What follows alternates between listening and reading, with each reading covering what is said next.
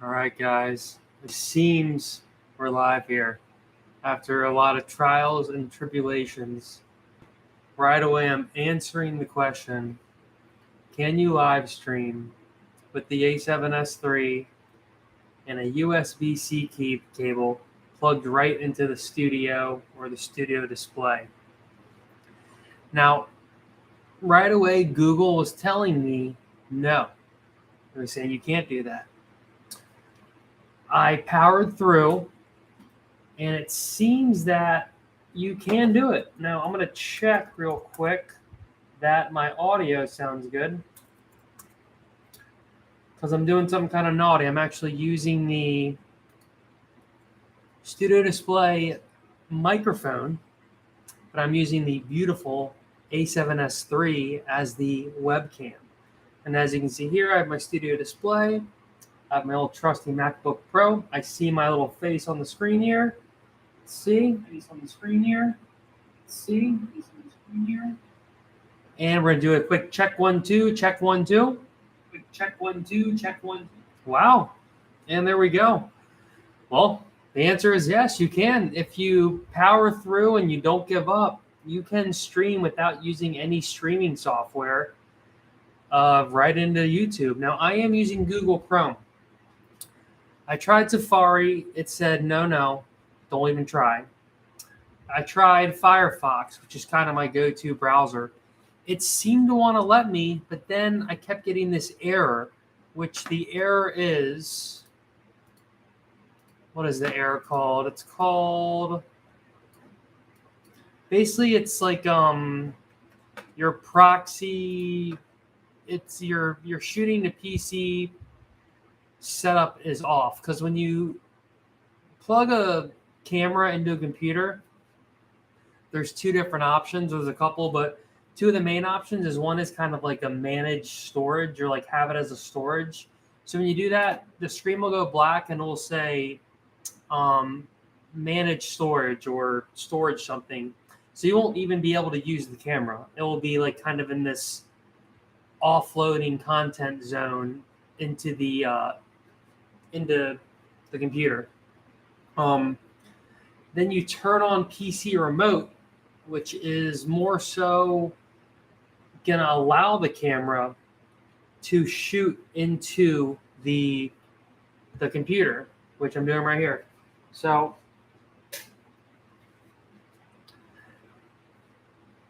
and I got a nice little thing going on right here, which I don't like because it's supposed to be a trick that I'm using a ring light. You're not supposed to know about the ring light. So I might have to do this. So there you go. No one knows. But yeah, I had to actually crack a beer because I was having such a hard time getting the A7S3 to pop up on the screen. I can't believe it's doing it right now. I mean, let's get real meta. So I'm going to show the camera me while I'm filming me. I don't know what's going to happen now. So there's me. And here's me. Here's actually another one of me. So we have like 5 of me, probably going into infinite of mirrors. And it looks pretty good. I mean, it actually looks really good. Because, it's got a nice Apple logo in there. There we go. It's a lot of computer screen though. I kind of like how I have the me in the middle and the 2 apples, but it is a lot of screen. But if we bring it this way and go like this, there we go. Ooh, now we're getting like a pretty cool shot here. We're getting leading lines. Oh, we got people in the house. We got Matt Duffett, Evan Hout. What's going on, fellas? We're doing a YouTube live stream test with the A7S3 and my Mac studio display. So it's a pretty big test. It's actually going pretty good now. So the poor the Instagram audience. So here we go. So back to the story here. So I was trying to get the A7S3 to plug in natively into the beautiful studio display / Mac Studio. All kinds of issues. There's an app called Image web, what's it called? Imaging Edge Desktop. It's kind of a weird name. Imaging Edge Desktop. And it's from Sony, and it allows you to use your Sony camera in a MacBook. Now, what's funny is when I got the Mac Studio and the Studio Display, I definitely intended to use this setup, to use it as a live streaming device. I'm kind of stubborn where I don't want to jump on the third-party live streaming software yet. One, because sometimes it costs money and it's a little much for what I want to do. Two, I'm still building up a lot of my filmed edited videos to get to the 1K monumental life. And then I can make that YouTube money. And then it becomes where live streaming makes more sense. A lot of my live streams, they don't do that well because, one, a lot of live streamers, they fall into two categories. You're attractive, or you're a bigger YouTuber, you're a big presence on YouTube, and people want to listen to you. They also want to listen to a topic, but it's more so because you've made it and you're now famous on YouTube. So they'll tune in because they're subscribers. If you don't have any subscribers, who's going to tune in? No one's going to really tune in. So we'll keep the Instagram live going as well. I got that down here. No one's tuning in because I haven't done this in a while. And what I'm mainly learning with, I'm just also I just need to say again, like look at my face here. Look at that handsome guy. This looks pretty freaking great. Like, because using the Studio Display webcam, it's nice because it's super convenient. No, it's not horrible. But one thing I wish they did with the Studio Display webcam was have that follow feature that you get on FaceTime and stuff. Because you don't get it when you're using Google Meet, or I don't think you get it when you are using the other ones. Which that's what you're going to be using this, I think, more than FaceTime. I mean, I don't even FaceTime. Like, I'll sometimes get FaceTimes. I never FaceTime people. Maybe that is the thing I should do. But what is it that you do here? But I never FaceTime. Like, I'm just still, if I call, I just call. I don't even think about it. I don't even think, should I FaceTime? Should I call? It's just call. So it would have been nice to have it. The follow move is when you're live streaming with the Studio Display, it's static. And it's also because how a monitor faces you, you're not getting any dimension. Like, say I look at the camera like this, and I'm just staring like that. That is a less flattering shot than this.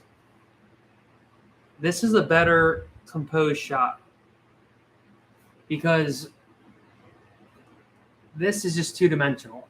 I mean, we have enough going on the screen here and the background blur where this is actually not horrible, but if this was the Studio Display, it would just be flat background in focus. I'm in focus, it's flat image, it's not flattering. It's kind of nice to have a little bit of separation. You know, that's why it's such a unique shot in movies when the person's staring straight at the camera and it's going like this. A lot of times it'll be an evil shot. They'll be doing this. Like the Donnie Darko shot or The Shining. So it's not a very flattering, heroic shot. It's kind of a, like, it's too close for comfort. And it sometimes uses like a menacing, like in your face. And then you add the down face up. And y'all have seen that movie where they get like the smiles and they're like evil. So they get exposed to whatever the evil entity is that's killing people. And they'll turn and it'll be like it's really funny. It's a kind of a goofy smile. And I think the movie got some crap because of it. I can't remember what it was called.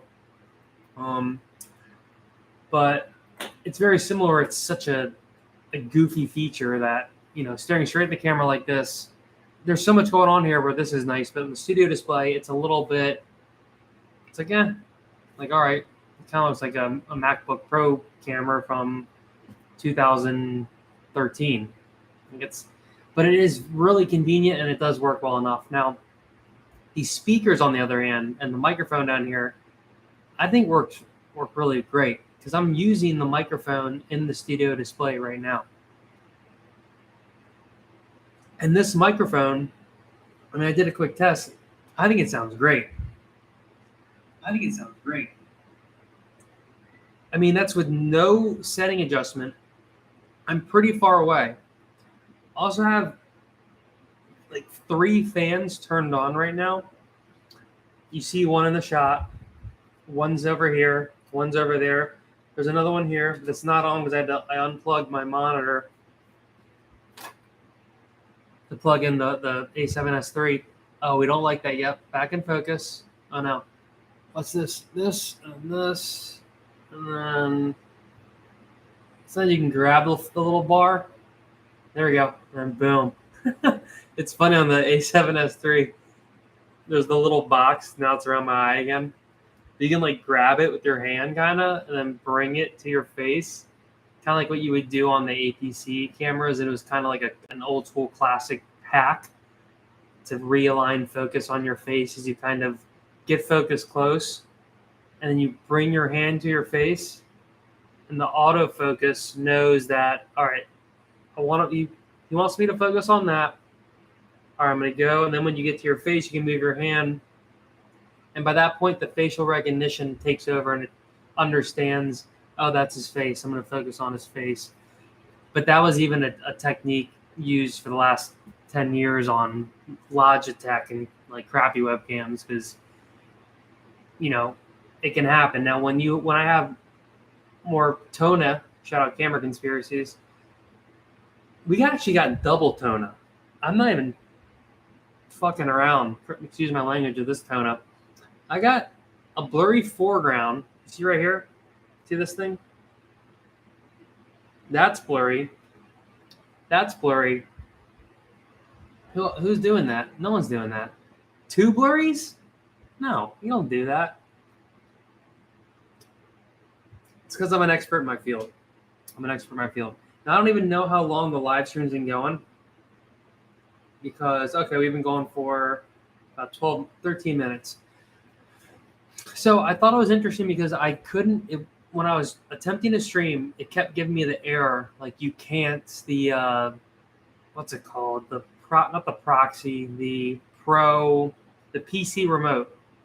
The PC remote is not enabled, but it was. Google says the M1 chips can't use the Sony imaging editing app.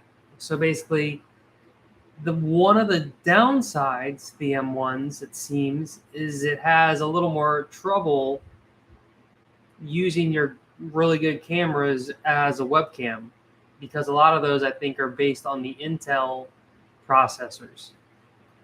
Now, I've seemed to have power through, and I'm doing it right now. Now, I am using Google. So because I'm using Google, which is owned by, I'm using YouTube via Google. And because Google owns YouTube, it might just kind of be able to somehow slip through a little better. Firefox wasn't having it.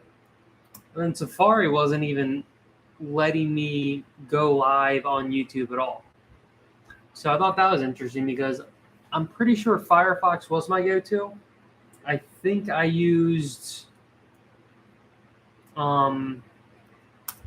Safari as a backup, but now that I'm remembering, I would use Firefox, and then when it wouldn't work, I would have Google Chrome.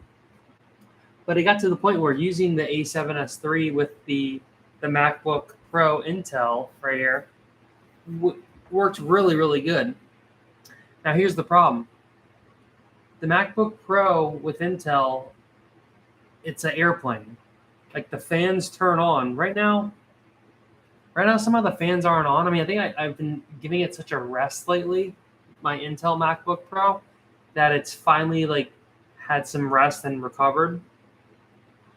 But you'd be streaming, and unless your camera's really far away, and I mean, well, here's the problem actually. You'd be streaming, even if your camera is far away, your microphone would be close.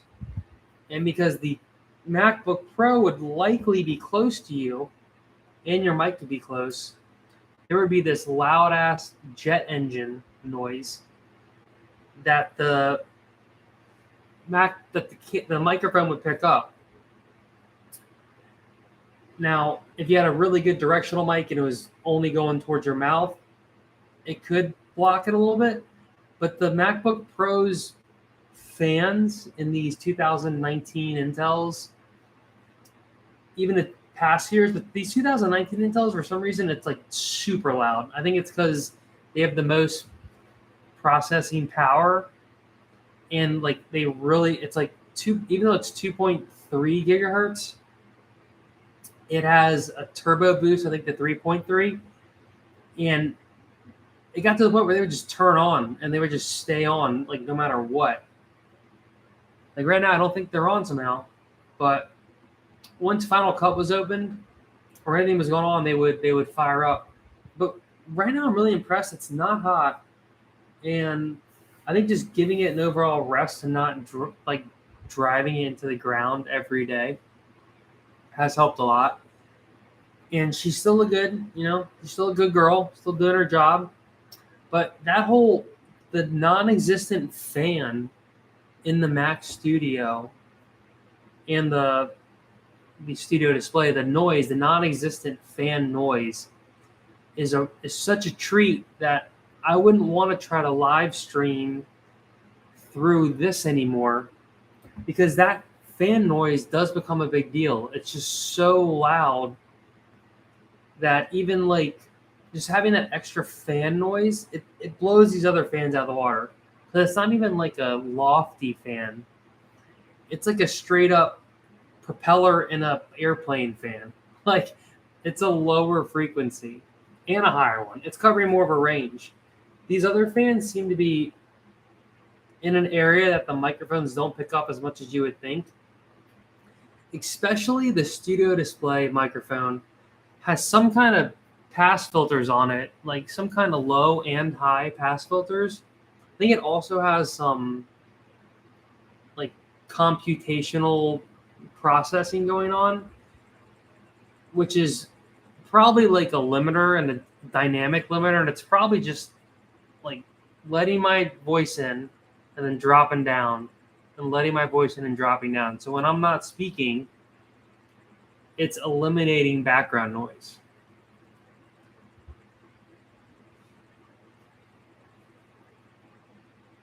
All right, we had Wes Gatling hop in. Wes, was cracking. So that was the goal, to like not have to hang out with a jet engine anymore and have the trusty Mac Studio display. I still haven't heard the Mac Studio's fan turn on one time. I've been using it pretty hardcore for a month to 2 months. A lot of 4K editing, a lot of even like 4K 120 at like some of the weirder settings. I've actually changed a couple of my A7siii settings to be not the 600 Mbit, like you need the V90 cards, but they're basically the versions that were uneditable on the Intel MacBooks, like the 422 color. And it's funny because you get almost too used to how great the Mac Studio is right now. Yeah, right now I'm shooting on 422 10-bit, and this is actually 4K 60. So I'm live streaming right now in 4K 60, 10-bit, 422 color. That's pretty wild. Like that is, I don't know. Let's see what my thing says. Okay, so it's only saying 720p is the quality. You know what happens, I think, sometimes? Is that for some reason it kind of like YouTube live stream via YouTube, I think it maxes out at 720. So even when this processes and plays back, I don't think it's going to be 4K 60. It's going to be 720. They might even change it to 30 frames per second. But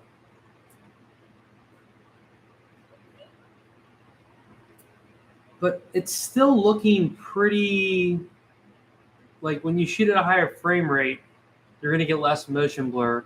So when you do this, it's going to look more hyper realistic. It's also going to be almost like quicker, like stuff's moving quicker because there's more photographs in each second. So, which is cool because on YouTube now you can upload videos on YouTube that are 60 frames per second. I've actually been doing that a good amount lately. And as like a 24p guy, like I was really holding on to the 24p is cinematic. It is the thing. I've been actually having a lot of fun shooting in 60 frames per second. And it's almost become the new standard in some ways. Like in some ways, it doesn't seem as jarring. And it's the same with ProMotion and displays that are 60, 120, 240. They're more hertz. So we're getting kind of more used to the faster hyper realistic motions. So now I'm actually shooting 60 frames per second a lot more. And just the beauty with 60 frames is you can always just put it in a 24p timeline or a 30p timeline. All right, we have a comment from Adobe Under 5. What's going on, brother? It looks better here than Instagram. They probably compress it there differently. Oh yeah, true. Well, also, what's going on, man? Also on Instagram, I'm just using like FaceTime. Like on Instagram, I'm just using my FaceTime app. I'm actually plugged into YouTube with my A7siii. So that's why this actually looks really good. But it's funny, the point of the stream was to kind of see, oh, can I crack this code and not have to use a third-party software to live stream? Because I was doing that before I got the M1 stuff, but it was with my Intel MacBook. And it actually works really good. You have just a little less flexibility and it's not as fun, but I'm not live streaming as much as a lot of the other Coolio live streamers, but that is the goal. I just need to get my channel bigger so people want to hear me just ramble on, because really, like, as a audience member, I really enjoy an Adobe Under 5. Maybe you can chime in. Like, I love live streams, and I definitely understand they are kind of the future of the internet, of this whole thing is live streaming. Now, it's funny because it's contradictory towards our new 8-second attention span. So why is live streaming super popular, 2 to 3 to 4 hour live streams, if you only like to watch 8 seconds of something? Now, my theory on this is that you have people that you like to watch, and so you'll watch them for hours on end, kind of like a podcast. Adobe says, I used to live stream all the time on one of my channels. Oh, really? What did you use OBS or?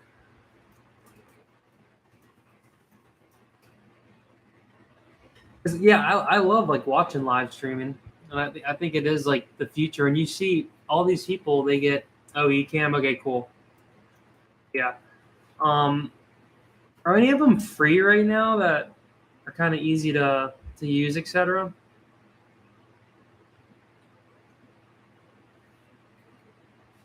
And like, how many people did you get like watching and stuff? I used to get a good amount of people on my Instagram live streams, but I've just been changing my approach to like a lot of this content stuff I've been making because, well, unfortunately, I'm not a hot chick, so you guys don't really just want to watch me for no reason. So I have to actually like I'm not that attractive. So Like, I can't just be sitting here and be getting money and likes. I wish, maybe in another life I could be like a hot chick, but I have to kind of go a different route. And StreamYard has Adobe says StreamYard has a free version. I would get 20 to 30 people watching. Well, that's awesome. That's dope, man. Yeah, StreamYard. Okay, just StreamYard is free. If it has a free version, okay. Because I know a lot of people kind of give it crap, but I'll give that a go. I'm write that down. Let me give that a go. Because I think my one caveat with the YouTube just straight up natively live streaming like this is it ends up being a 720p video, like no matter what. It lives at 720p. So even when I download it, it's 720p. I'm looking at my thing, but the thing is, it's basically like downscaling. And when you downscale from a super high quality, it looks great. Like sometimes, when you'll watch a YouTube video and you'll not have seen what the settings is on for the quality, and you'll look and you're like, oh my god, this is only on like 360p, but it looks really good because it's such a high quality. Even when it's brought down a little bit, it'll still look really good. So StreamYard free. I'm gonna try that. And back to my point too with the live streaming, like you were saying, Adobe. So,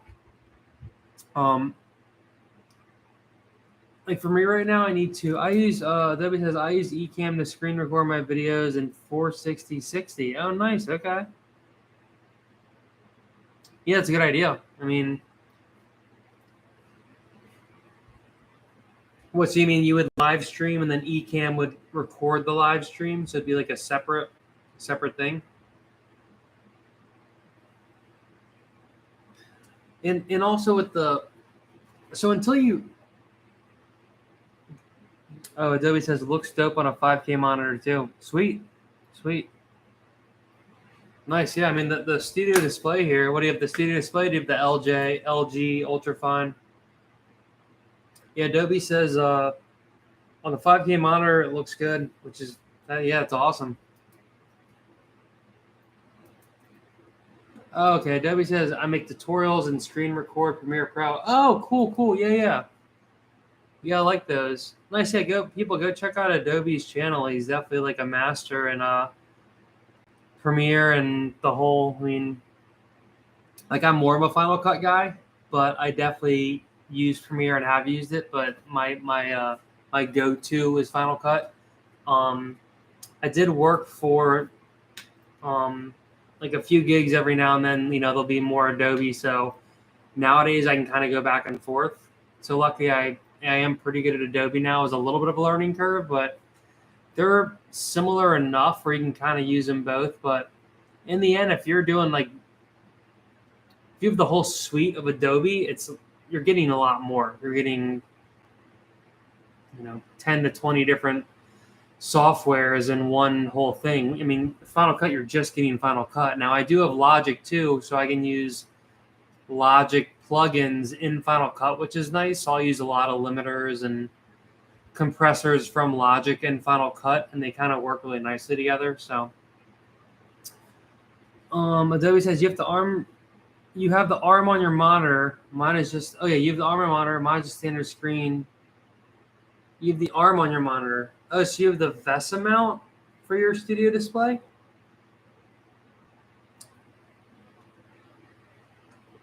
Yeah, as you know, I got the standing, I got the tilt and height adjustable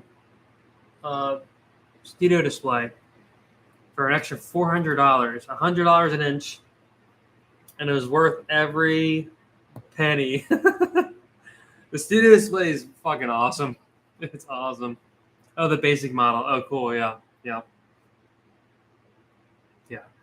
The studio display, man. It's funny how much I like this thing. Like you get the studio display. It's so Adobe says it's so dope. Yeah, it really is. It's awesome. Like it's just super fun. I mean, haters gonna hate is what it is. So, but back to the point of like what kind of content what kind of stuff are people watching on YouTube? Now, if you're not really that big, the ways you're getting discovered are people are going to type in some question. They're going to type in, oh, can you live stream with an A7S3 on the Mac Studio on YouTube? Are you going to, what Adobe, in Premiere, how do I edit 4K 60 and mix it with 4K 30 and just stuff like that? So kind of getting used to being able to know what people are going to search, and you can kind of do some research in Google, etc., to find hot topics. And that's also why when stuff's in the news, everyone talks about the same thing because it's a trending topic. It's similar to how TikTok works. There's a trending sound or a freaking stupid dance. Everyone does the dance because the algorithm's going to pick it up and it's going to get seen. Now, I personally I'm not a huge fan of the trends of life, because then we all turn into the same person. We're all doing the same thing. We have the same ideas, the same views. What's the fun in that? It's not cool. It's not unique. You're not a special, unique person if you're just doing what everyone else is doing. And it takes a lot of the creativity out of being an artist if all you're doing is copying some trend or a sound that's being used. And the real problem is, well, if you're not even going to get seen unless you do the trend, you have to do the trend to get seen. So, and that's another reason why you see on YouTube now, Adobe under 5 thumbnails on YouTube they're all fucking crazy, because you have to get the person to click the video. And it doesn't matter how great or lame your video is, if that thumbnail when they're scrolling isn't going to make them want to click on the video, they're just not going to click. And if you have a crazy ass thumbnail and the title's kind of crazy, clickbaity, a casual user will click. So having the thumbnail is more so of a big fish net to catch a lot of fish. And doing certain videos that are going to draw people's attentions when they're searching for a topic, that's another net. I would say that net's a little smaller, but that's a better use. Combining the two is obviously the best. You have your small net to catch your niche audience, and you top it off with a really good thumbnail.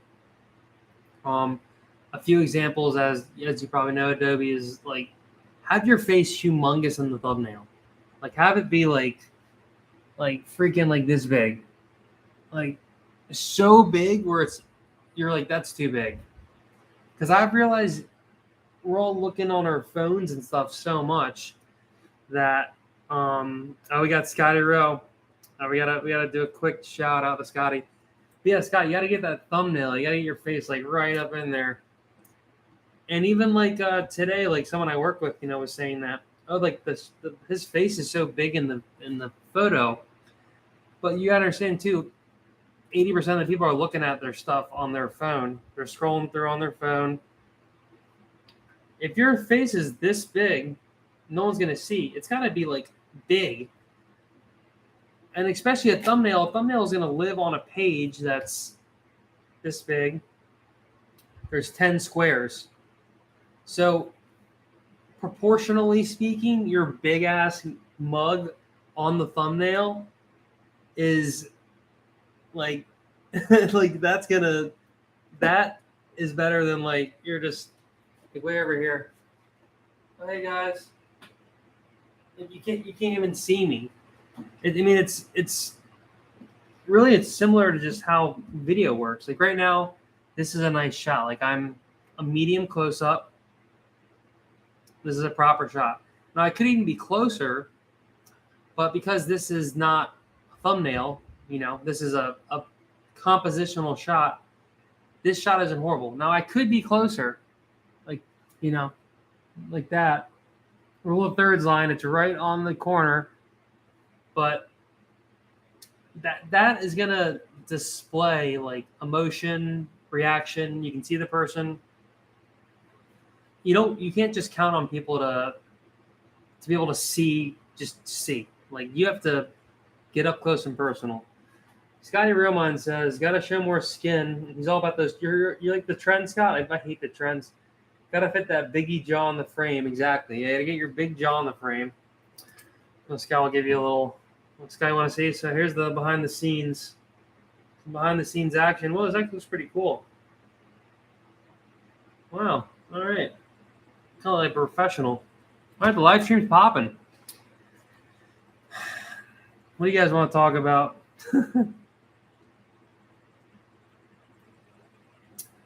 No, but goes to show, like, if you want to get people to watch your videos, really find your like 1,000 people and have a smaller fan base at first.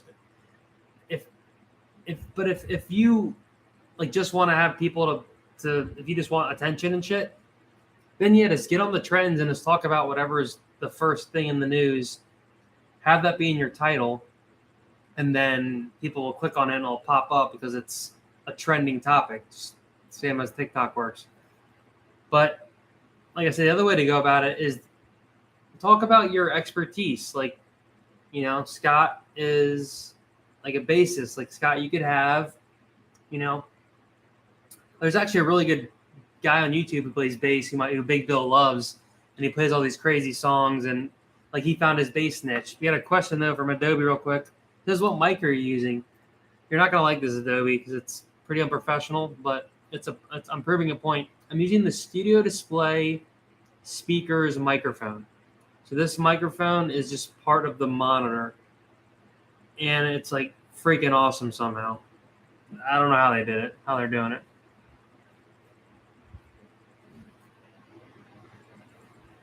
I mean, it sounds pretty good, right?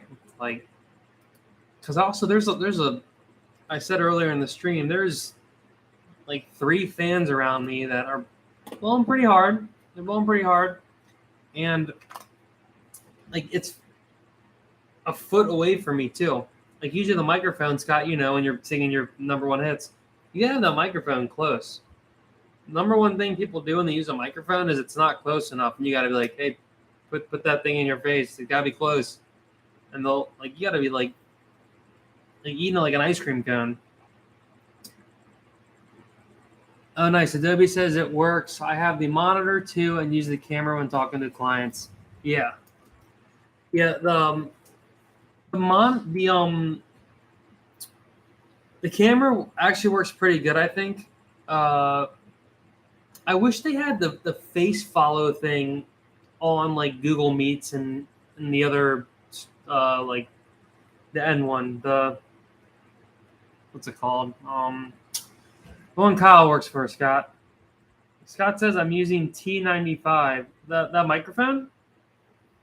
The T95? Or what is that? Adobe says I also use a shotgun mic for studio stuff. Oh, sweet. Yep. Yeah, I have the I actually like a lot the Rode Video Micro. So the Rode Video Micro. And then Adobe also says people are haters. The webcam and speakers, microphone are just fine. Yeah, I agree.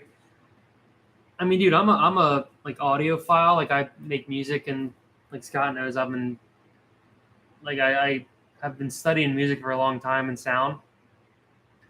The Studio Display speakers are awesome.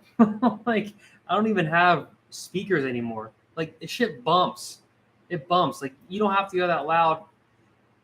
And it's a balanced sound, and it blows any MacBook, any other speakers besides Studio Display speakers for a monitor or MacBook Pro, anything that's on a dedicated audio device, Studio Display will just shit it out of the water. Like it's the best. Like it's fun listening to music on the Studio Display, right? It's like a fun experience. Like there's bass, there's treble, there's mids. Like I haven't even went to the settings yet, the equalizer, and it sounds good. Sorry, Scott says, Kara says, what's up, big fella? I'm hitting the hay. Love you, miss you. All right, Scott, love you too. So Kara said, hey, I'm excited about y'all's big days coming up. I think I got I have like the dates and stuff. So just keep in touch with me about it. The Texas, and Scott was talking about the Texas Instrument Calculator T95. You can turn it upside down and write boobs, right? Ah, crap. It's going to get me canceled. All right. Thanks, guy. Got me canceled. All right. Well, have a good night, Scott. Adobe says, I use the MKH416. Oh, sick. Yeah, I know one live streamer who uses that. That's a cool mic. It's like a kind of a classic old school one. Then Adobe says the Sony looks good for the live stream. Sony is great for log footage too. Thanks, dude. Yeah, this is actually A7siii tone too. So it's PP11 A7siii tone. We got Scottrick in the house. We got some pretty crazy people. Scott's saying boobs on the live stream. Scott, you're gonna get me double canceled. Scott, look, we got all this stuff going on. Yeah, we're for a big time now. We're fucking YouTube live streaming. Adobe says, time for sleep. Been a long day. I'm finally done. Cool, man. Well, have a good night. Thank you for stopping by. I will keep checking out your videos. And thanks, man. Keep up the good work. Appreciate it. And he says, Vin tone on the Sony is beastly. Oh, Cine tone? Yeah, it is. It's cool. Yeah, I really like it. Like, it's kind of the new standard. And I usually shoot it and just maybe put a teeny bit of saturation in it. But yeah, it's funny. Once you start shooting on it, you can't really go back to the normal. Even though in the A7S3, the normal profile isn't horrible. It's definitely pretty nice, but I just use it as Cine tone unless it's for like an event shoot or a client shoot where I don't want to have to really mess around with color, and then I'll just shoot normal. But all right, brother, thanks for stopping by. Have yourself a good slumber.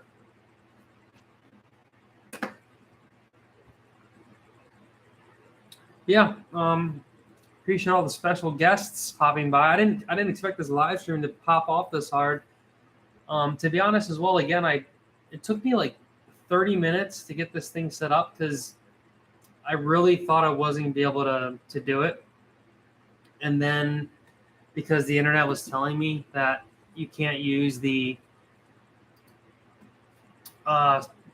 imaging editing app on YouTube, like you can't just plug natively in. Some websites are even saying you can't even stream at all anymore with an M1 and Sony's, which I was like, oh God. But some people were saying OBS, you can. But I think I cracked the code because this is literally, I have a USB-C cable plugged in from the USB-C out of there into the Mac Studio. I did try it with the Studio Display, but it was kind of giving me that issue. When I put in the Mac Studio, it still was.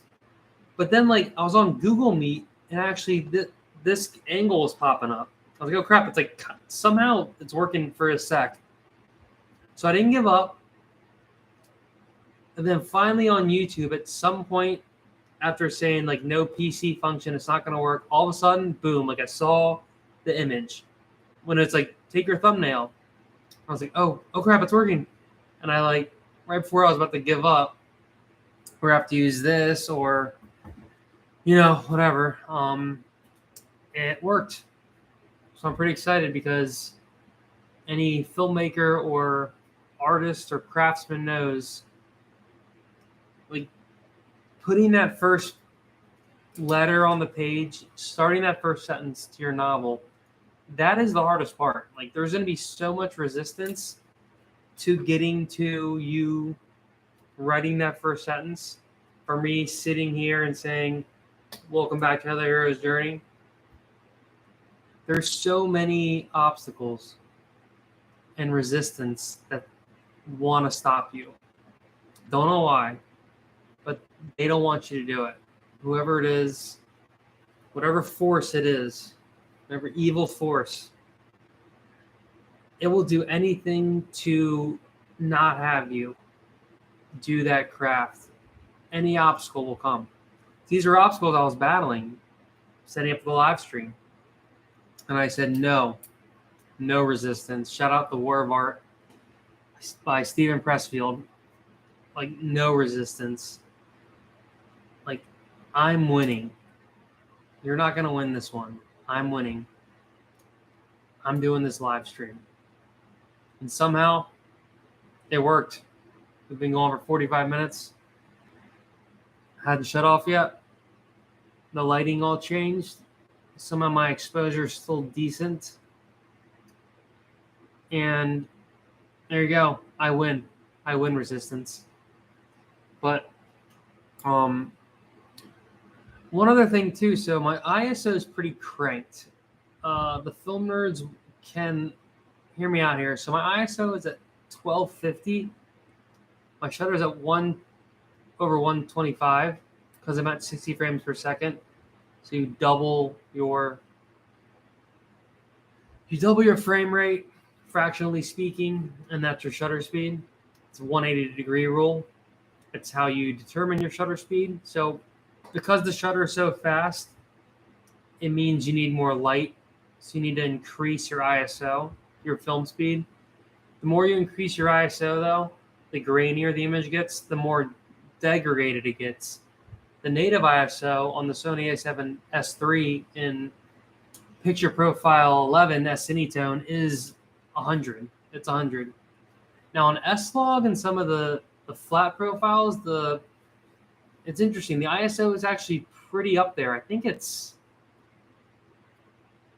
well, there's two ISOs. It has like a dual, but I think it's 600 or 680 for the first ISO, and then I think it's 20,000 or 2,000 for the second one. 20,000 sounds crazy, but S-Log is so unique and flat that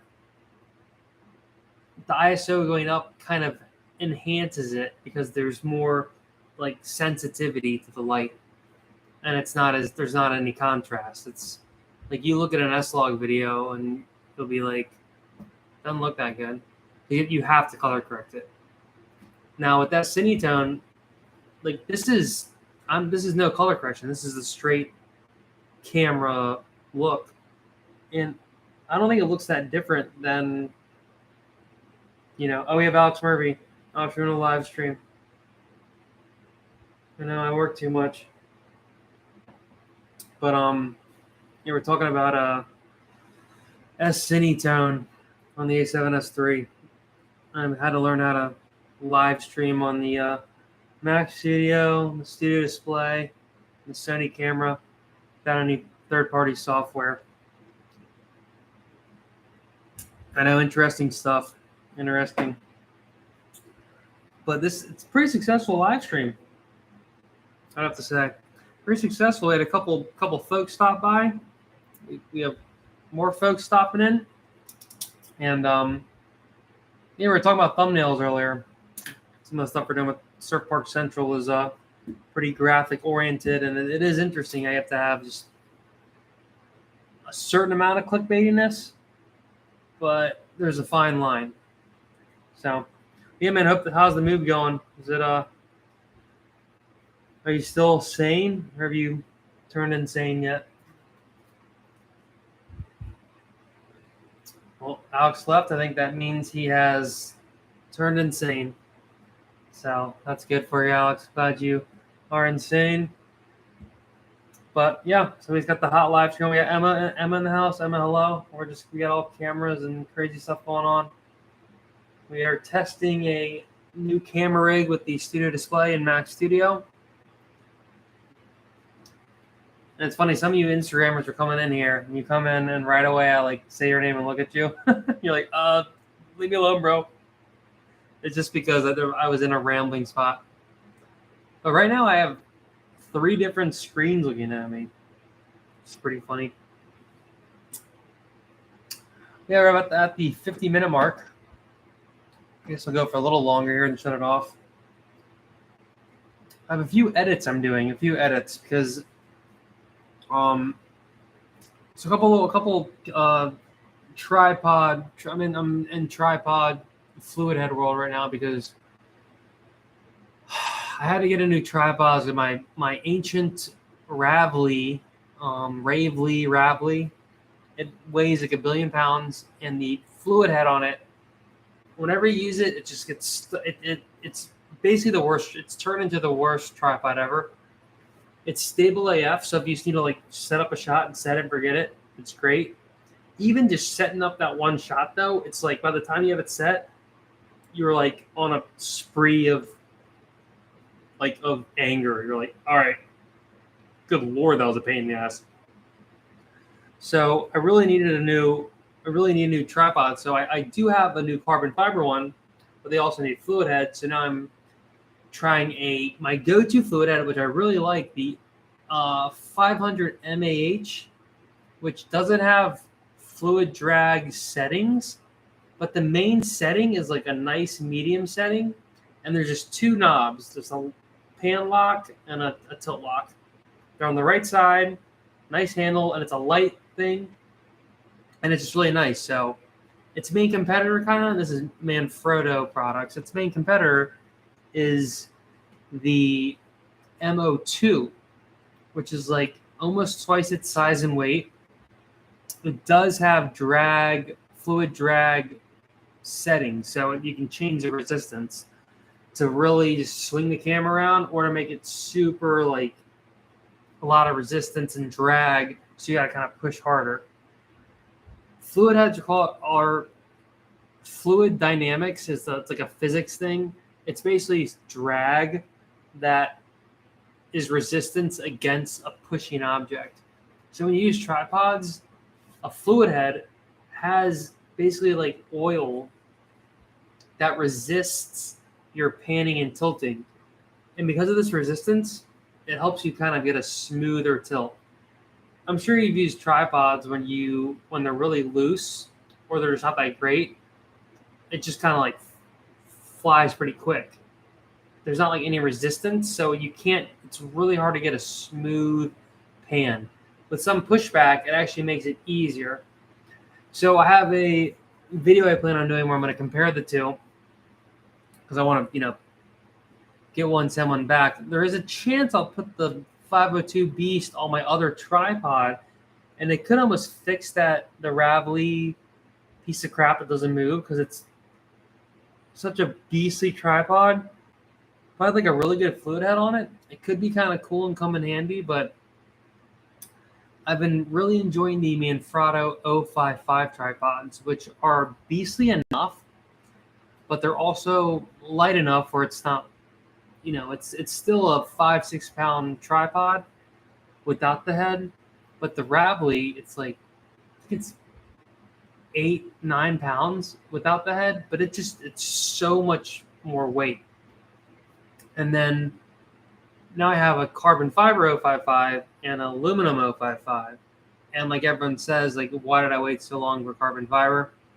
It's super superior. So I'm using it right now on top of this camera. And even when you touch carbon fiber, like something happens where it doesn't have, like carbon fiber can't, for some reason, get cold or hot.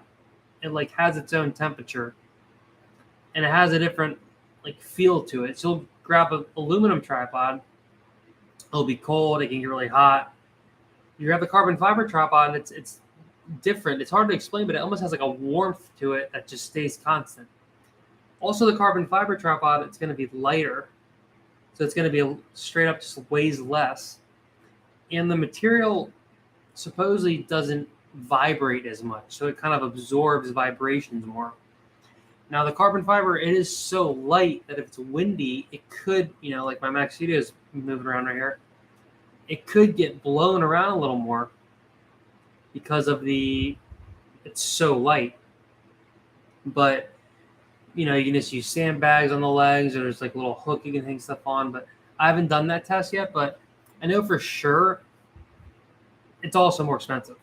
So carbon fiber tripods are sometimes double.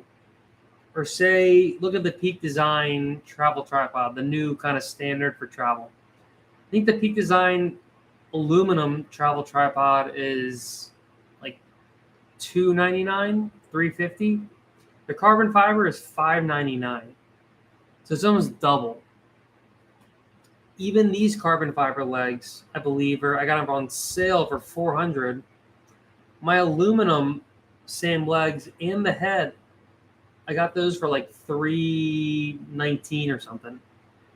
So you do got to pay the carbon fiber tax. But once you get your first carbon fiber thing, it's kind of like getting your first MacBook Pro. You're like, all right, well, I gotta just pay that tax and get it because it's the best. So I'm pretty stoked about those kind of reviews or battles coming out of the Manfrotto tripods and then the 2 fluid drag systems. Those will be fun because I've been enjoying figuring out what people have been watching. Because first off, unless you're a big channel and you have a big audience, people are going to just tune in to hear you ramble. Like I've had people come in and out, and me and Adobe and Scott and a few others, but they're going to come in if they don't know who I am. You know, they're like, all right, dude's rambling. All right, I'm out. Like the 8 seconds of attention has passed. You got to go to the next thing. But if you have your 1,000 fans, one of your 1,000 fans might stop by like right now, look, and be like, oh wait, maybe this person does have something to say. Maybe I should stick around. I like him. I like when he speaks. But unless they're a fan, they're not gonna come to a live stream and listen for an hour or 56 minutes. It's not gonna happen. They're gonna go to a video that's gonna explain something they need. How do I fix my key for my car? How do I edit this Premiere Adobe project? How do I stream with the A7S3 on the Mac Studio Display? How do I buy a wetsuit? Oh, and we got to wrap this up by an hour. But one more quick story. I mean, who's gonna actually hear this? But I had one of my first, hey, I saw you on YouTube moments. That was pretty cool. So I was going surfing, and I had a lifeguard. I'm walking the beach, I'm getting a quick surf. See the lifeguard. I'm like, all right, hey, how's it going? I like to wave to the lifeguard, say hello, appreciate their service. A hot tip, my first real job was a beach lifeguard when I was 15, 16, 17. First real job, beach lifeguard at Virginia Beach. Shout out to all those guys. Oh, we got Getty Films going on, man. Yeah, I was just speaking about I got in real life today, someone was like, hey, I saw you on YouTube. I was like, hey, it's Christmas. It's Merry Christmas. But it's so crazy because, like, I've had a YouTube channel for so long, and like I finally got serious about it 2 to 3 years ago, and I started putting my face on my videos, and I'm more of a filmmaker behind the camera. Now I'm like front and center, and like there's me on the screen, like I'm the main actor. And there's just so many people, and there's so much things to do and see and watch. And I was making videos and getting no views and no watches and nothing. And I was approaching it a little wrong, but the video he watched was a wetsuit video, a surfing wetsuit video. And he on the beach like, hey, I saw you on YouTube. I was like, oh, no way, really? He was like, yeah. I was like, I was looking for wetsuits, and your video popped up, and I watched it, and it was good. Thank you. And I was just like, like it was so cool. Like it was a really cool moment where it was surreal. It was pretty cool because like it also made me understand like that those really are the videos that need to be made. Like I want to do these live streams more, but they take a lot out of me. They don't do very well, at least as of now.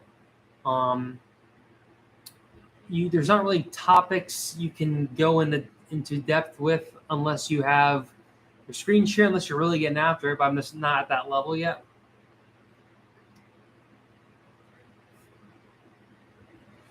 You know what, too? We're already at 59 minutes. I'll as well keep going. Go over an hour. Oh my God, I'm seeing there's actual shadows in these shots. Wow. Man, this A7S3. Hey, who's ever watching right now, A7S3, it's the best camera in the world. unless you get like the Canon RC or something. The A7S III, it's literally like showing shadows on a 720p live stream right now. And that is amazing. Like, I've been blown away by the A7S III. It's A7S III has made filmmaking. It feels like I'm 14 again in the cul-de-sac, Colin Allen.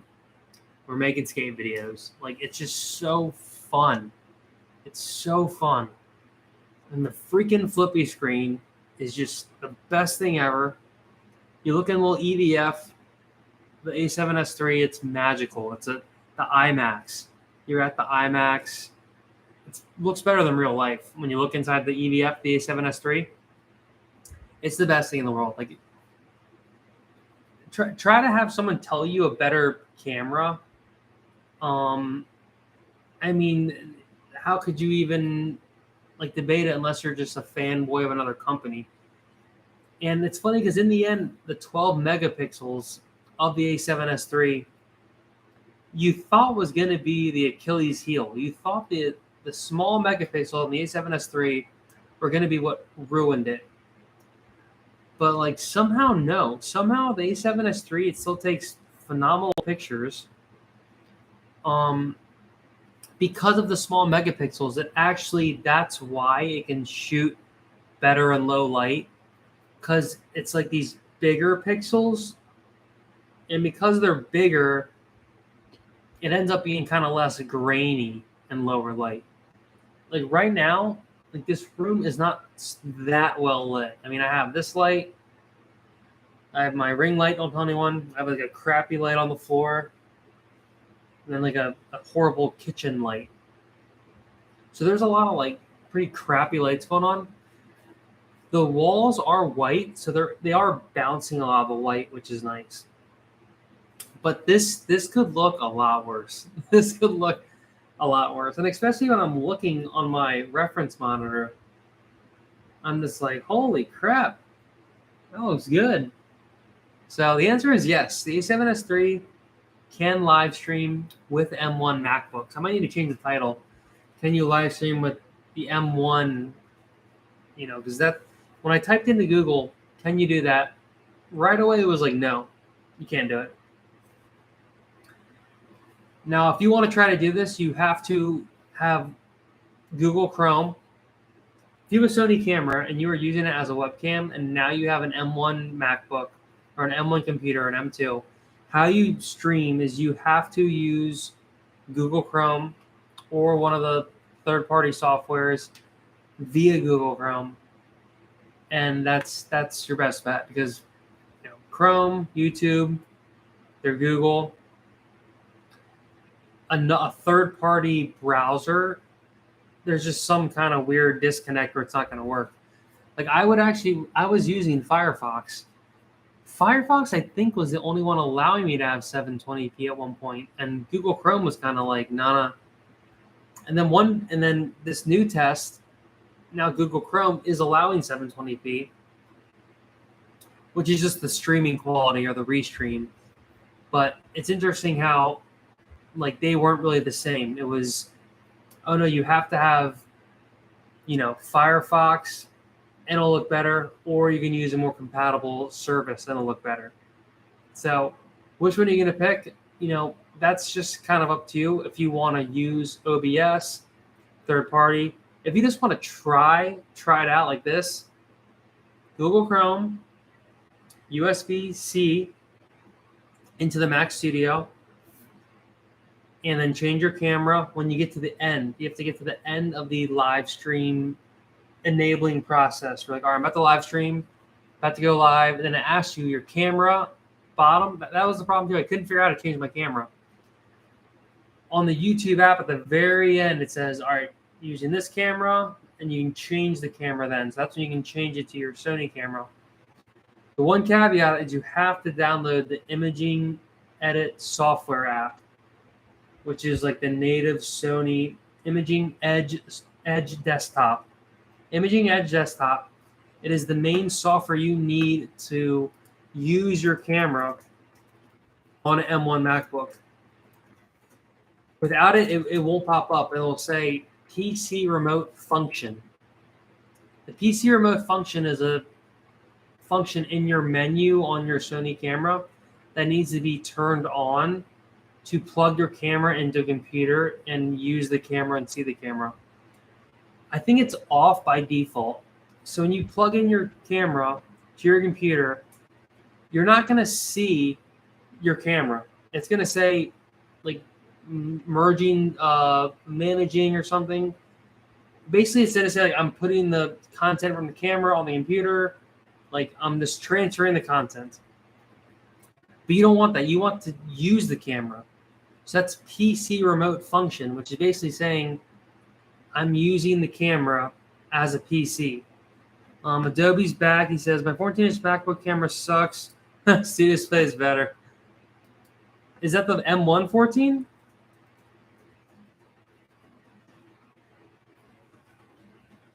Yeah, the Studio Display camera, I think it gets a lot of like hate because,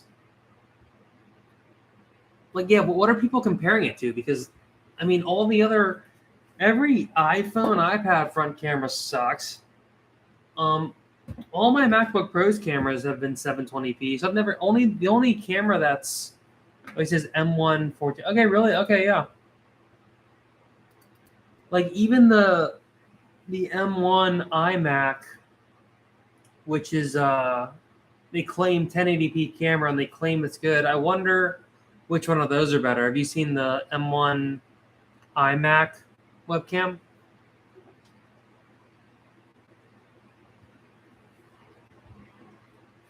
Because yeah, I think what it is like if you compare it to the other things, it is just as good or better. But like comparing it to an actual $3,500 camera, full frame with actual separation of foreground and background, and like a zoomed in lens, and you can't. It's not the same ballpark. Adobe says it's a webcam exactly. Seriously, haters, how much better than everyone else do we have to look on Zoom? Zoom, that's the website. Zoom, yeah. It's like a funny like competition. You're right, like who, and even it was, yeah, exactly. It's like it's a webcam. Like even those Logitech cams that are kind of good, like I don't think they're that great. Like for me, when I'm using the Studio Display webcam, I'm like, oh, this looks fine. Like mostly it's just like your background. Like it's like because it's straight onto you. You're not like paying attention to your background. It's such a wide image that you're gonna have like clutter and shit. There's no separation.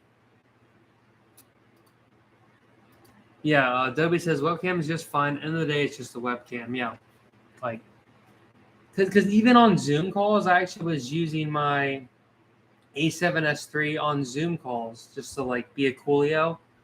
And this is when I still only had this. I only had the MacBook Pro. And you think the Studio Display webcam sucks? This MacBook Pro 2019 webcam, this thing sucks. It's horrible. It is all. It's 720p. It literally is 720p, and it sucks. Like it's horrible. And then also use your laptops down here so that it's looking up at you. It's like not the most flattering angle. The Studio Display camera, it's at least up, and it's off the ground if you got the $400 stand. So it's going to be looking down at you some. So we got someone in the chat. We got Yuri the Hunter. Thinking of buying a Studio Display. Should I wait for Black Friday? I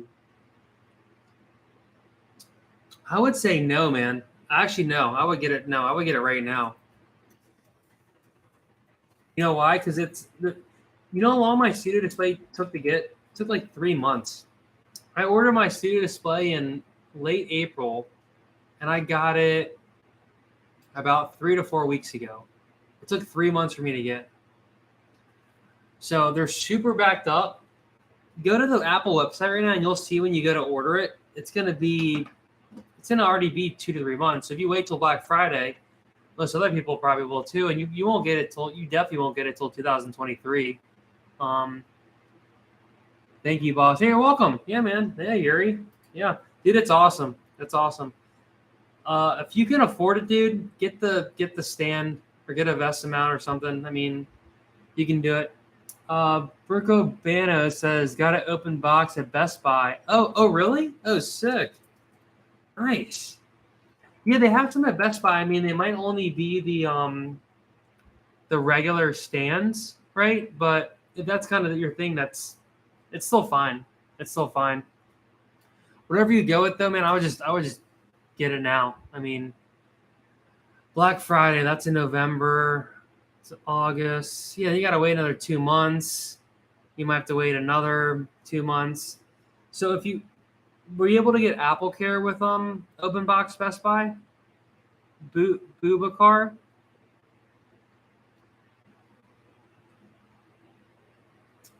Because I personally, that's why with Apple, I will usually buy it new, and if it's not like an iPad, I'll usually go through apple.com because he says, no, I don't think so. Okay.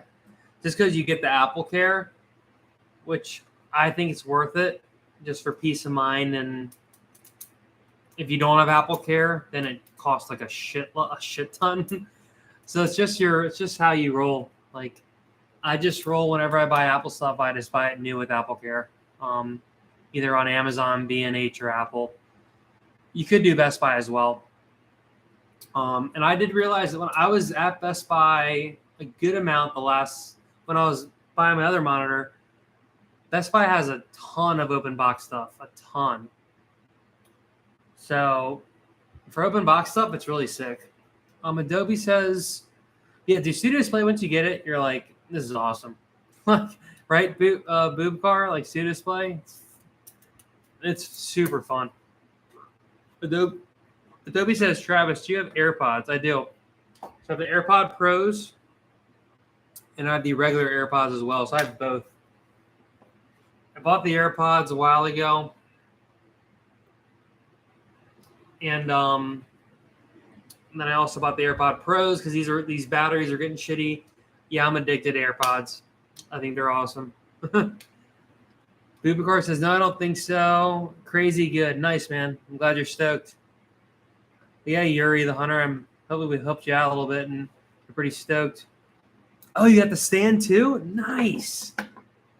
Yeah, with the stand, it's like freaking awesome. Like with the stand, the Studio Display, like you have it, and it's like on your desk. It's like the coolest thing ever.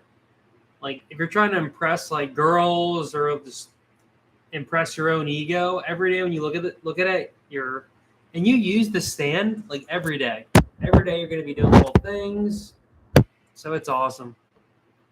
Nice. Yeah. Bubakar says, glad I took the stand. Yeah, same, dude. Like, it was funny because, when you pay the extra money for the stand, you're kind of like, I don't know. For me, I was like, I just got to do it. It was kind of like getting more storage or something. Like, this sucks, but I have to do it. Like, also, just from a personal standpoint, I have a kind of like a weird back neck. I'm a big surfer, so I'm like pretty adamant about being upright these days and having like good posture. So even like this MacBook, I have it on this stand, and like I'll use cardboard boxes for stuff. Like I was over any like I don't want to be looking down. I want to be looking straight. And so I got it for like a health reason. Like, all right, I want to not put it on a box, and I want to be able to adjust it. So Yuri says I might just get it and put it on books to save money. Yeah, I mean if it's up to you, man. Like that's fine. I mean that's basically what all of us did until we got the stand. Like I was just saying that like I would use there's this, there's it's actually like $20 to $30 like little stands that are sold on Amazon that are kind of made for it. You could try that. This is actually a standing desk too, so I'll show you. The desk is going down. All right, it's coming up. So I knew I was going to have it on a standing desk. So I could have got it without the stand because I just moved the desk. But considering I could like move it and move the desk, like it's unlimited with what I can do now. I don't have to like grab a box or so. It's just up to you, you know, like. And I usually buy Mac stuff every 3 to 5 years. So I'd rather just have something that like I knew I'd have for, and like it's such a nice monitor. Like you can have for like 10 years. Adobe says you can get a budget stand on Amazon. Yep. And some of them are pretty cool. There's a couple of YouTube videos about it. Like type in I mean I made a studio display video. Yeah, I'll put it in the chat here. But it's like one of my pretty good performing videos. But yeah, a few of the people that like I was watching, yeah, someone has commented on it. A few of the people that I was watching had a couple pretty cool stands that they were linking. That made me think like, okay, I could go that route, but I've been living and putting stuff on boxes and shit for so long. I was like, all right, I'm just gonna spend the money, and I'm really glad I did. So here he says, I prefer the Apple stand. It looks better than custom stand, but I might try getting it later if I can add it. I see what you mean. Yeah. Yeah, it's tough. It's tough.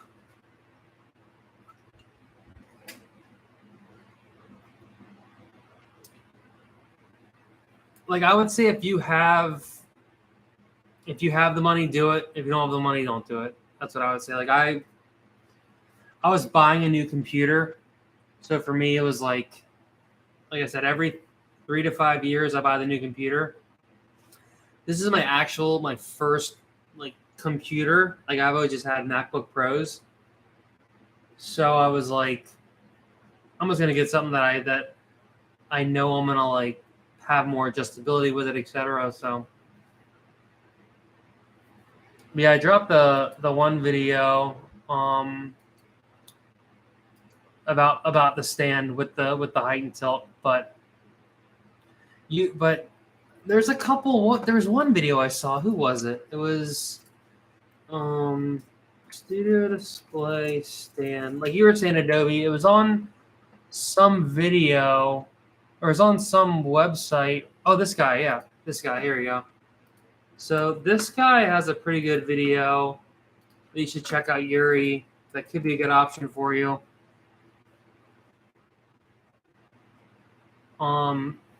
He was saying that it's an inexpensive height adjustable stand. So as you'll see in his video, it's like a pretty cool. It almost looks like a studio display stand in the skies. So it's up to you. I mean, hot tip too. So you can still go on Apple's education discount site and get an education discount.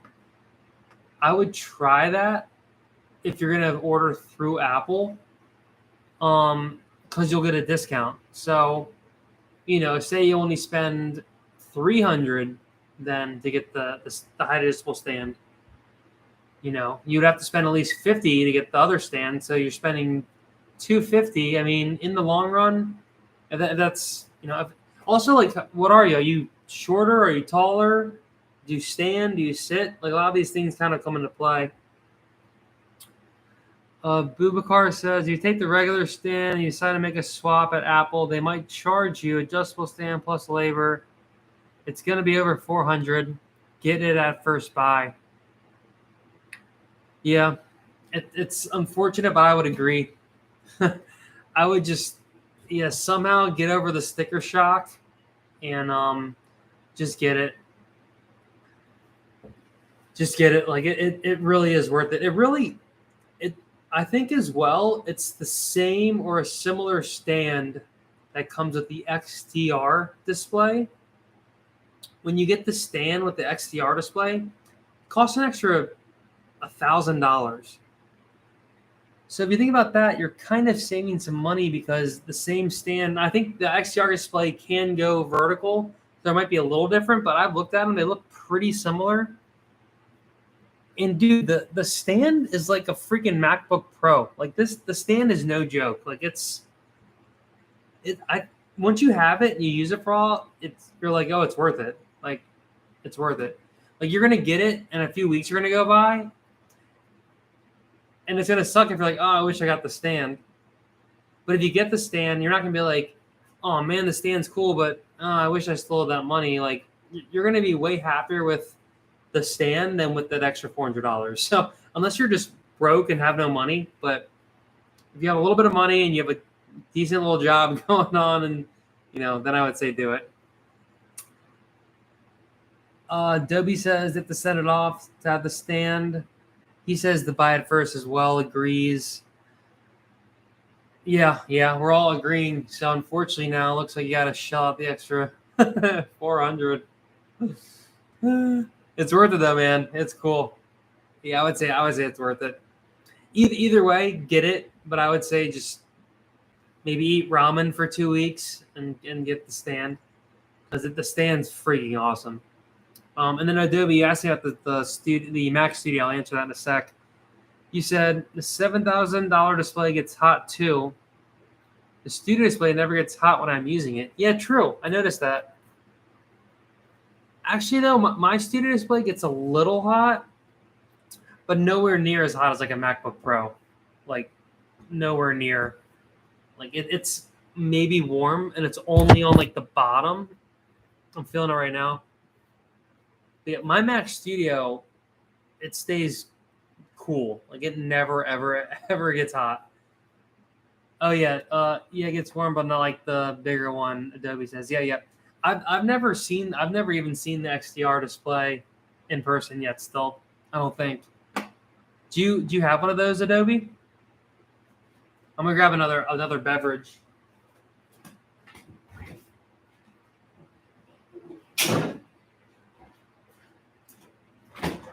Do you have the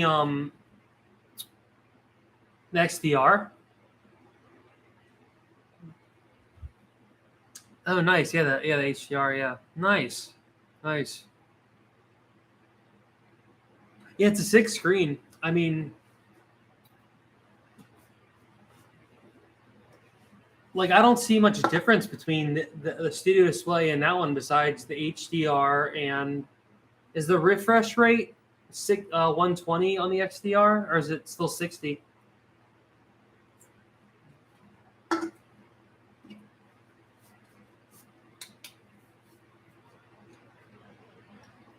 Oh, nice.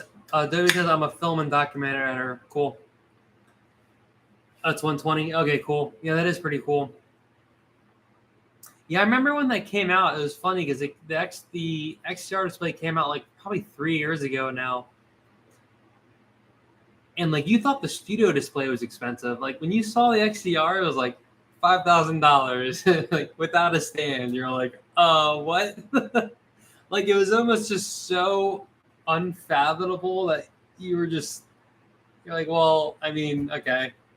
Like, all right. Like it's pretty rare when Apple releases something that it's just so outrageous that you're like, well, I mean, I'm never gonna get that thing. Oh, he said it's 7K with the stand too. Yeah. Yeah, it's just I mean, unless you just like have a bunch of money, it doesn't matter. Like if you just have a bunch of money, it just doesn't matter. Oh, you had 2 of them? Oh, wow, that's sick. That must have been pretty fun to use, though.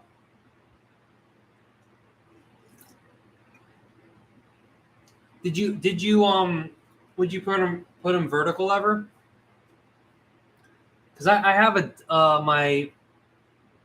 they were glorious. Yeah, that's sick. Damn, that's really sick. Yeah, I mean, those are. I mean, dude, I almost had I was kind of close when I was like, never use them vertical. Okay, cool. I realized with even a 27-inch vertical, it's so big. It's almost like the 24-inch would be a good vertical. Like once you go above that, it's so tall, it's kind of silly.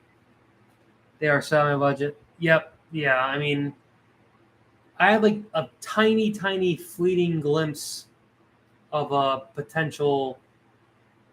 Like when I was getting the Mac Studio and this thing, I was like, I don't know, it was weird. I was like, because I actually have like the money, but I'm in a spot where I just have like a lot of like I'm doing pretty well, and I don't want to ever get near like my savings. So I could have bought it, but I was like, no, and I'm super glad I didn't. But yeah, it's funny how it's so much more. Like, and once you look at it, you realize the studio display, it's not even that expensive. Like, because the next option is 3 times as much. And yeah. Yeah, Adobe says I got the full Mac Studio and a display for 1,000 more than the screen. Yeah, same.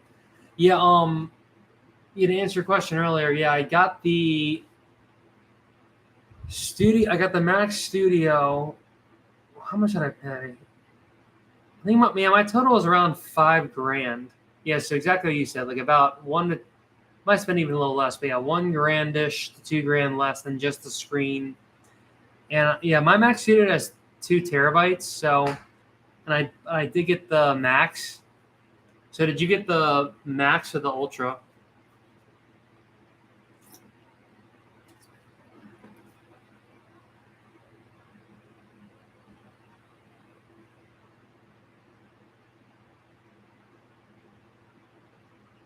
Yeah, and I'll answer your question about editing on it too. Yeah, editing on the you got the Ultra with 8. Damn, Adobe, you're tough. What? That's awesome. That's sick, dude. You win.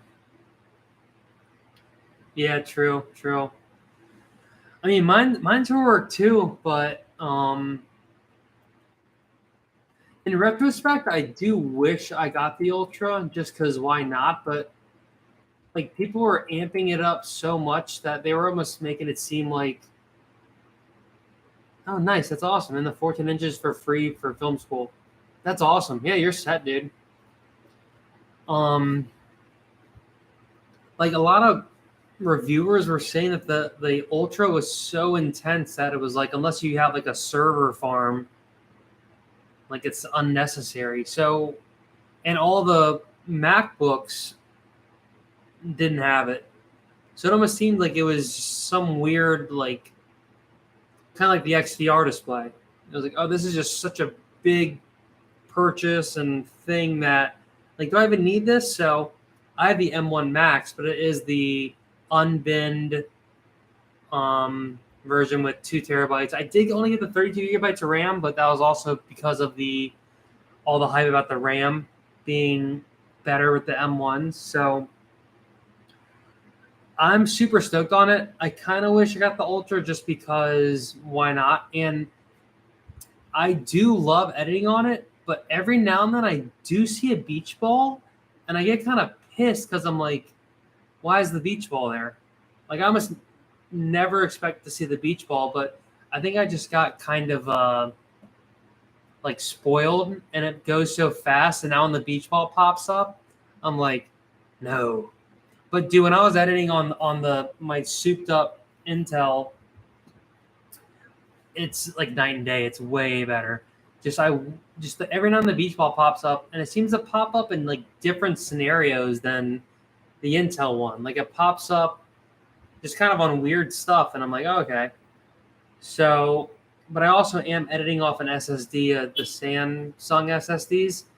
I wonder if I did it just off the Mac Studio SSD, if it would actually be a little faster. But lately, it's actually been running pretty well, and I think it's just kind of going through the bearings and working really good now. And I'm seeing the beach ball, not that often, like 3 times an hour or something. Adobe says, work with the red footage for work. Files are huge. Yeah, damn. Okay, yeah. Source by specific needs. I don't recommend the full spec. Okay. For work, I'll use Adobe and Zero with the Ultra. Final Cut is like butter. It's crazy fast with Final Cut. Oh yeah, yeah it is. Like export times are actually really faster,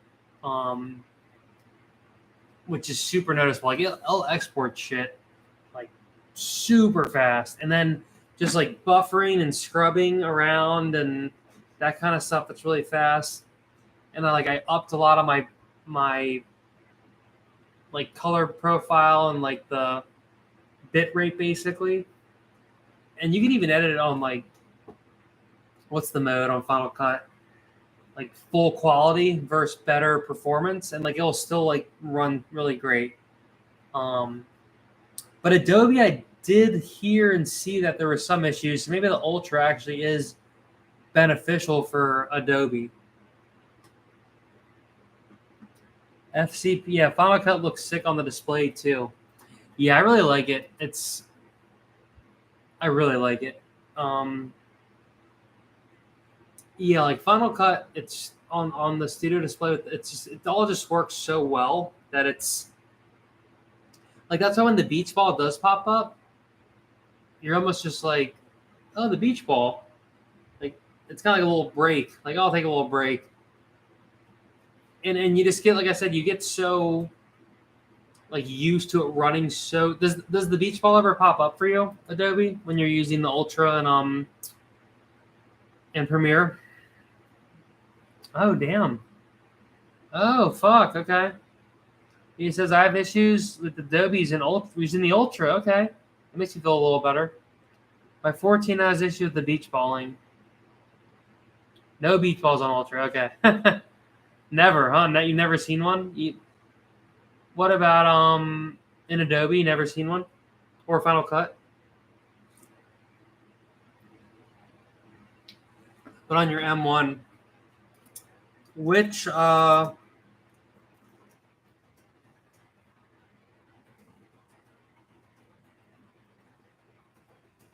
Max Pro or whatever?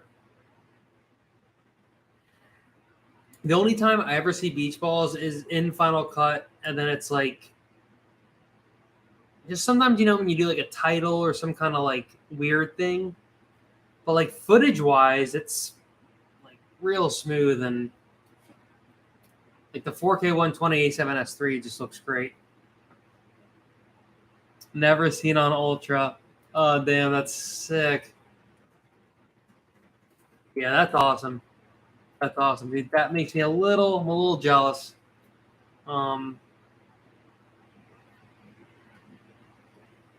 Little jealous.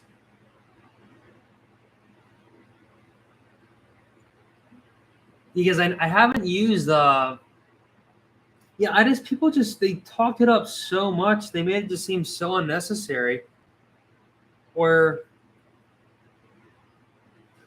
you know what? I think I might be beach balling a little bit too, is because I upped all my settings and like basically I was shooting settings before I got the M1 that edited better on the Intel. So if I kind of went back to those settings, but I kind of like upped all my settings and kind of forgot about it. So like that's probably why there's a teeny bit of beach balling. So Sony, I still love you, but Adobe says the Sony footage is better than Canon. Wow, okay. It's crazy how good don't footage is for RAW. It's crazy how good don't footage is for RAW. What do you mean? It's crazy how the Sony is for RAW, the S-Log. I mean, the A7S3, it's like the perfect camera. I don't even watch this guy Camera Conspiracies, but his whole channel was about like finding the perfect camera. And he got the A7S3. He kind of like convinced me to get it too, but he just like it was funny how he kind of found the perfect camera. So now the channel is kind of like he's a comedian kind of, so it's a little different now. But like this A7S3, especially if you're more of like a filmmaker like me, it's where you want a little more accessibility than a Red. It's like your best bet. Adobe says I changed my settings for Adobe to use more RAM for editing. That's why I'm having issues. The A7S3 is a great camera. Sick. Sick, you're stoked. Oh, so you changed your settings for Adobe. Okay. Use more RAM. Wow, what? Do you have like 120 gigabytes of RAM? Oh, dude, Adobe fucking eats up RAM. Holy crap. I saw something. It was using a crap ton of RAM. I was like, oh my God. Yeah. In retrospect, I should have got the Ultra and I should have got. No, it's all good. I'm stoked. I'm stoked. I know sometimes I don't usually get like the craziest. Like I'll usually get like a tiny bit down and like besides one or two little beach balls, like it's running freaking amazing. So full spec Mac Studio, nice. That's crazy. 120 gigabytes of RAM. It's just that's nuts. I mean, you're editing raw, red. I mean, that footage must be pretty crazy. Where are you based, Adobe?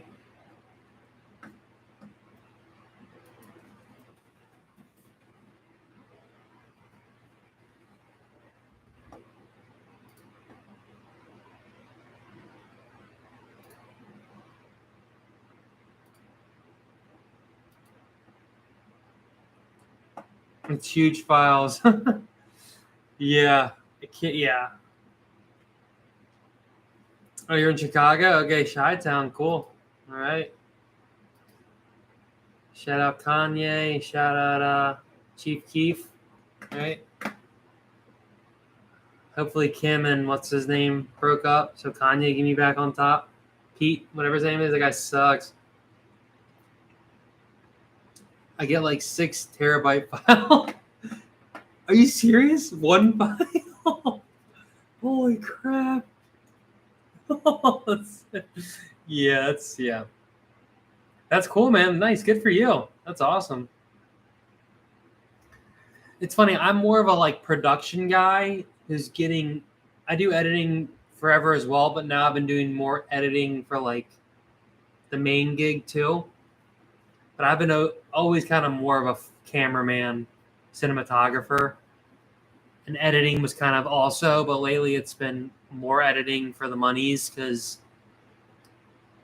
of the plague. There's just so much online streaming editing. It's a little less like show up the film. It's all right, use your webcam and get footage from stock free stuff and edit it. You know, though he says I suck at production. No, you're probably good, dude.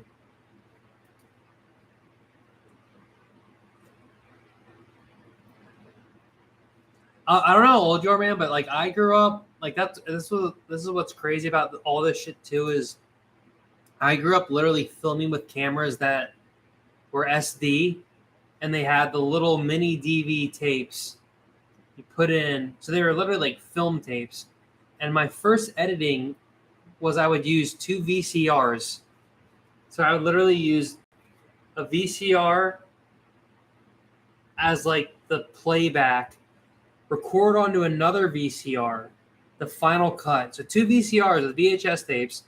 And for music, I plugged in a Walkman into the audio in jack. So that's how I learned how to like edit movies.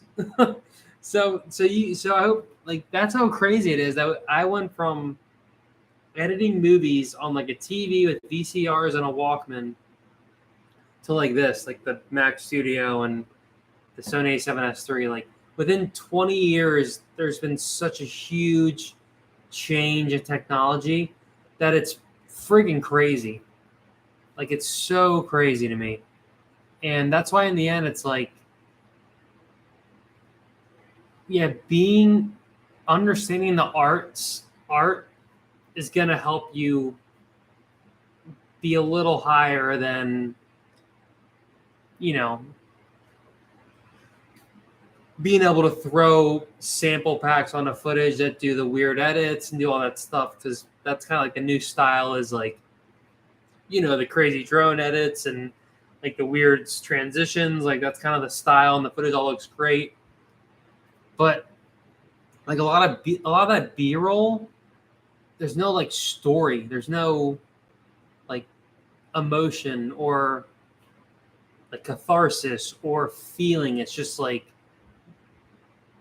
B-roll, like gore. It's like a gory, scary movie. Like there's no substance. It's just, it looks pretty and the transitions are cool.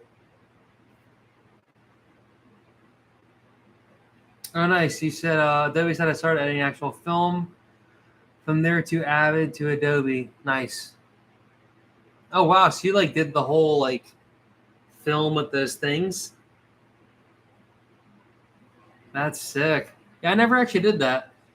A little bit in film, because I went to film school as well. A little bit in film school, but by the time I was in film school, like computers finally had caught up, and a lot of my film school production was actually in Final Cut Pro 7, which is kind of funny.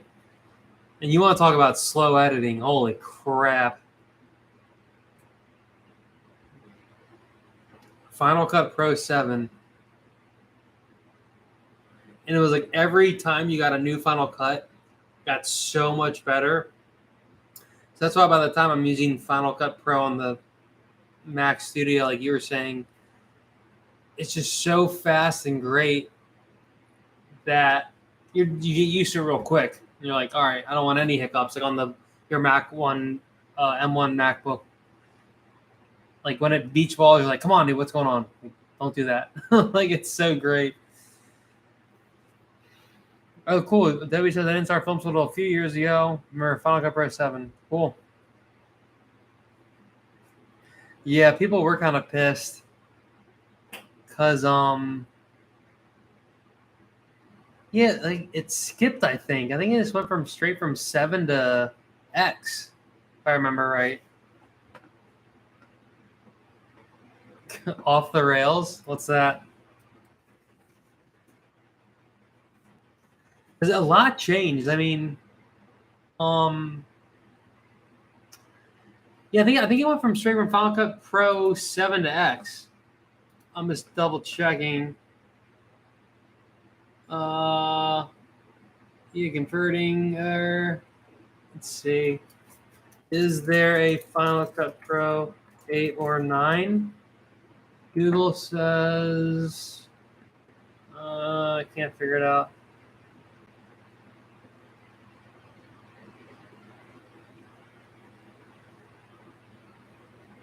Yeah, I'm not sure.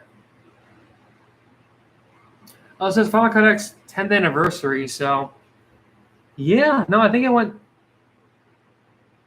Yeah, I think it was straight from Final Cut Pro 7 to Final Cut Pro 10.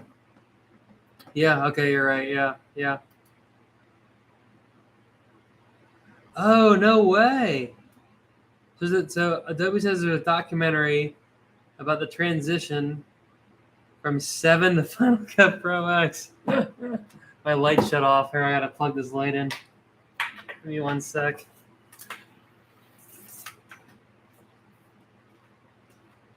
That's crazy. So people got pissed. That's awesome. Yeah, there was no 8 or 9. Yeah. That's awesome. All right, yeah, we're back.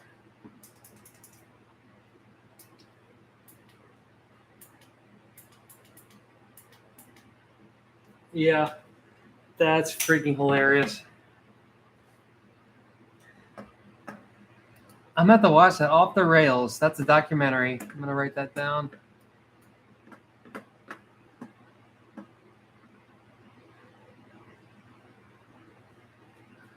Yeah, Adobe says it's a good watch. People are not happy at all. That's why Final Cut Pro isn't the industry standard. Final Cut Pro 7 was king before the transition. True, yeah. Because Adobe wasn't even like Premiere wasn't around. I think Illustrator was around. because Photoshop existed for sure, but I don't know if Premiere existed yet. Oh, nice. Cool. Thanks, dude. Yeah. Yeah. Well, it's funny. Even using Adobe, you can kind of tell it's like using Adobe is like using Final Cut Pro 7. That's what it is. That's what it is. Because using Final Cut Pro X is like using iMovie Pro. Especially when Final Cut Film School still teaches Avid. Yeah, true. True. Even though mine did teach Final Cut Pro 7, but I think it was because it was right around the transition period, so they kind of knew like what was coming. But like Avid still is the standard. But yeah, it kind of sucks. Like I said, Avid sucks too. Like it's like these days, unless you're just working for a reality TV show or a movie, like I would just say use Premiere or Final Cut or even DaVinci. Like I don't see any reason to have to use, especially as Avid was kind of based on like the actual film as well, and I don't know if it's as integrated into the softwares like Adobe and Final Cut, which is Apple. Oh, nice. Use Adobe for first time sneaking Final Cut on people. Oh, we have some people in the chat in the Instagram. Head to bed, just dropping a good night. Thanks, man. Cool, we had Ryan dropping in. We're on hour 45 now. Adobe, this is a great live stream. Thanks for stopping in, man. I appreciate you. Well, it's funny because one of my last main big jobs, I had to kind of learn Adobe, and I got pretty good at it a few years ago. So now I'm good at it, but it's just funny, some of those tiny little things like, oh, how do I like snap the clips together on the timeline, or how do I like, where are the settings to export, like where are the bitrate settings? There's just so many tiny little things, which Final Cut is pretty good at shortcuts. I know Adobe is too, but they're not the same. So when you go from one to the other, it's easy to get confused and to be like, all right, what's the shortcut for copy, paste? Oh, wait, Adobe, I can do this. So it's like,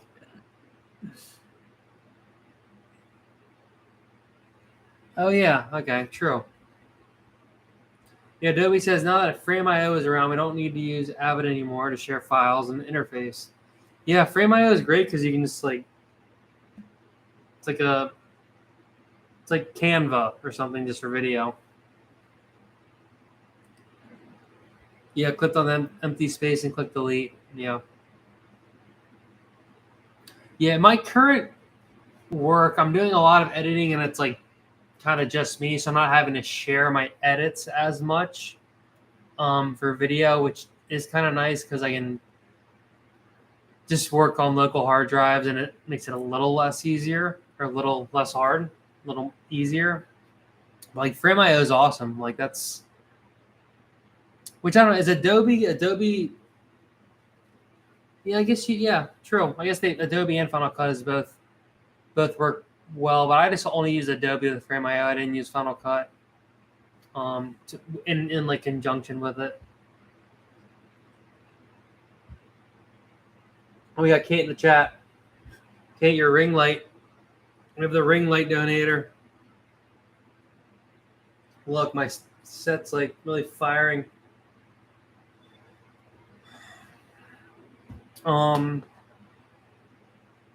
Adobe has Teams and Frame.io. Oh, so is Frame.io an Adobe product? That makes sense then. Or kind of like they can work together pretty easily. That's cool, man. It sounds like you're killing it, dude. Good for you. Good for you. Oh, it's a standalone product. Okay. Oh, you're right. Adobe does have Teams. Yeah. Yeah, because the nature of their software. Yeah, you're right. You're right. Yeah. Yeah, and you can send a project file, and it kind of like you can open up the project file. Yeah, I guess in Final Cut you can do that too, but the way they do like their optimized media and stuff, it makes it kind of harder. Oh, nice, good for you, man. Yeah, Debbie said I just like editing. My film game sucks though.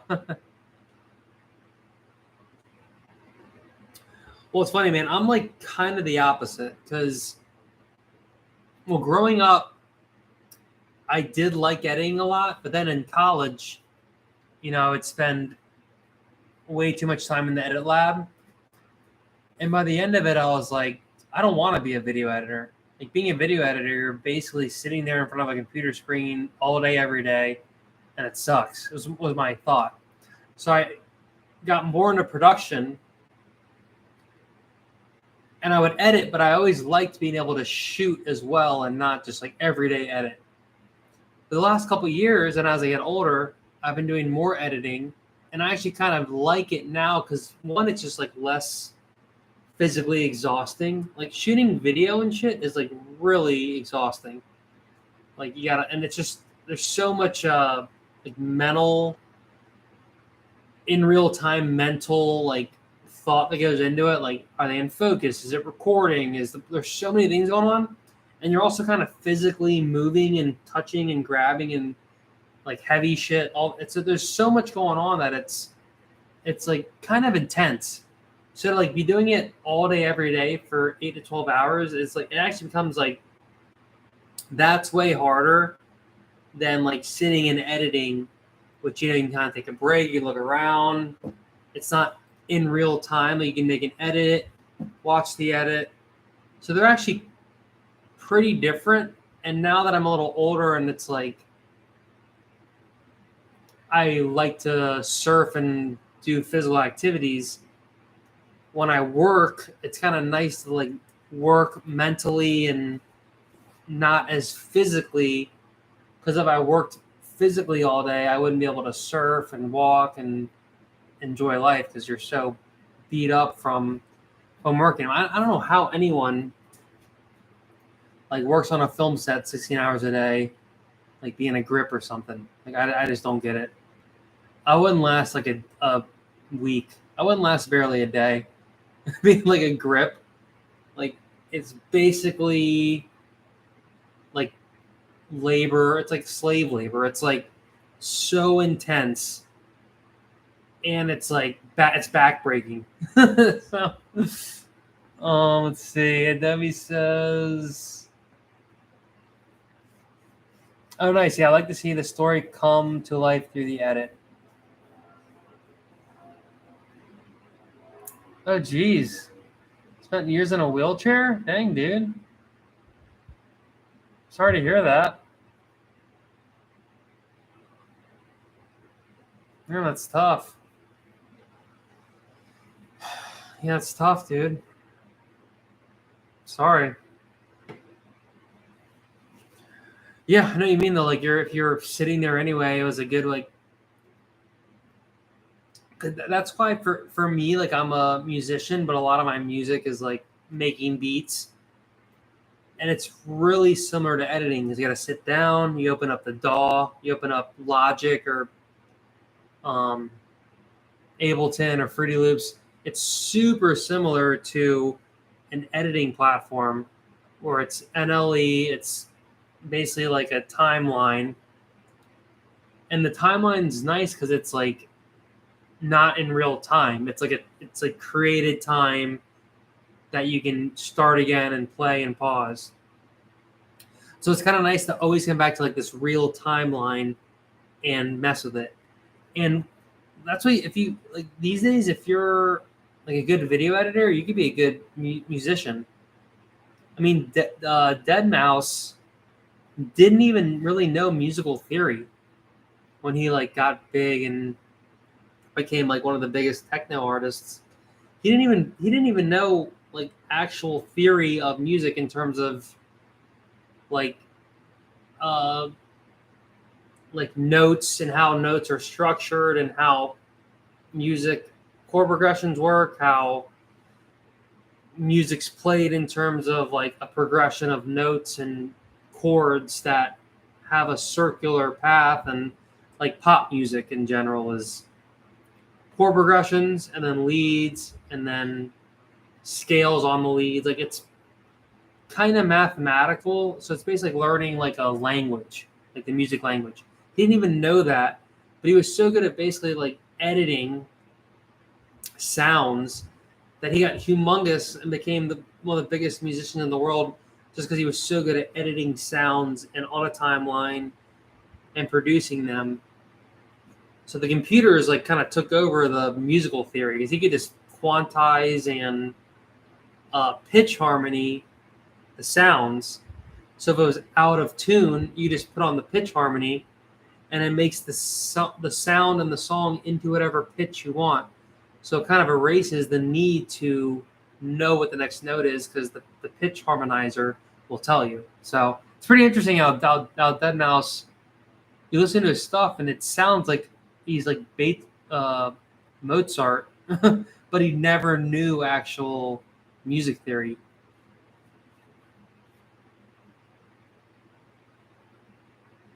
Okay, yeah. Adobe says Logic's dope. I have several friends who use Logic in their music. Yeah, that's my main thing nowadays is Logic. Sound design's a gift for real. It's not nearly as easy as people think. Yeah. Yeah, I mean, I think sound and video, they go hand in hand. I mean, as you know, it's like a lot of people severely misunderestimate sound and how important it is in a video and a social media edit and anything. Like if the sound is off or not good, it's way more impactful than people think. Like it depends on what you're looking for, but it's subconscious too. Like I'll watch YouTubers who stream like even worse than me. Like they're using like a MacBook, speakers, the webcam, they're way far away, the sound sucks, there's a weird white noise, but I just like them, so I'll watch.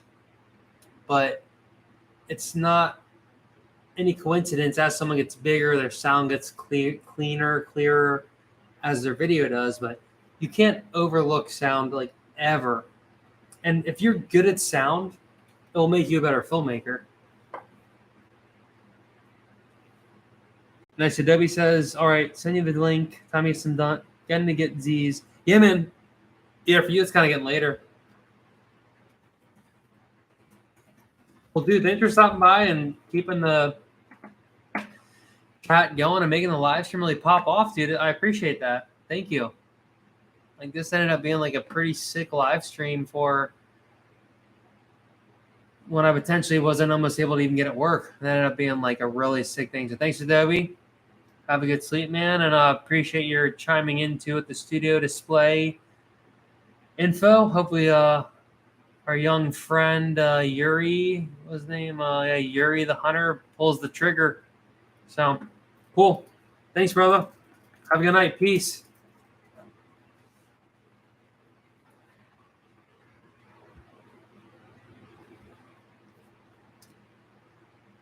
Well, all right, guys. So 2-hour live stream. Yeah, that's a record. It's a record. My last legit live stream, that was the 100 episodes. How long was that? That was I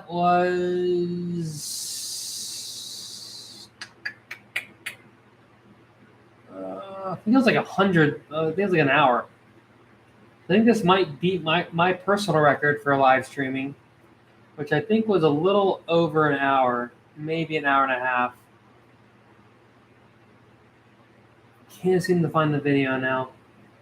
But it was my 100th episode. 100 episodes. Oh, hour 54.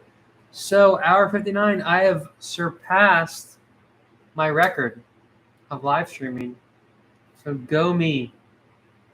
Go me. Somehow the camera hadn't shut off. My light shut off. You know why? Because my battery died. But we're actually going to keep this live stream going. You know why? Because I want one of these live streams will be over 2 hours. And that's what we're going to do. So in the meantime, I'm going to use the restroom. You guys stick around. And I'll be right back. And maybe we can even get a little... We'll do this. We'll have studio display looking back at its own self to really confuse everyone. All right, restroom sesh. Right back.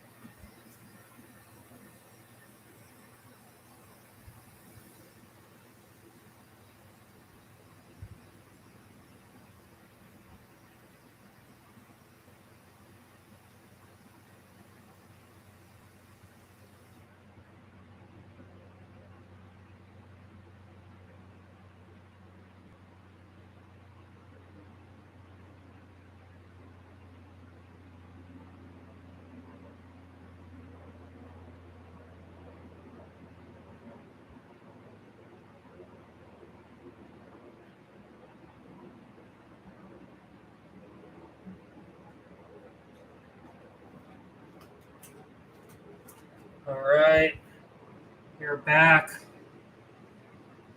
I appreciate everyone's patience. All right, still looking great on here. 2 hours, we did it.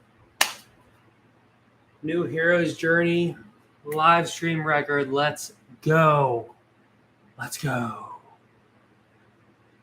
Whew, man, talking for 2 hours is hard.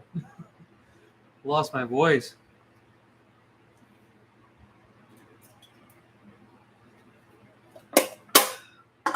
Well, I think that probably should wrap it up. Even though I just walked out the screen, came back in 3 minutes, and you're obviously not watching anymore.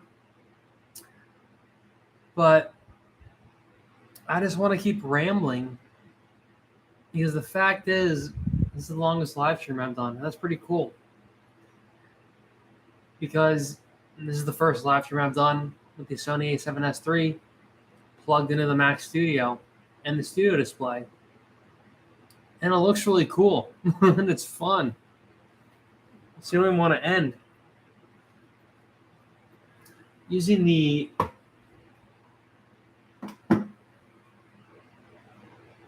MacBook Pro live streaming, it sucked.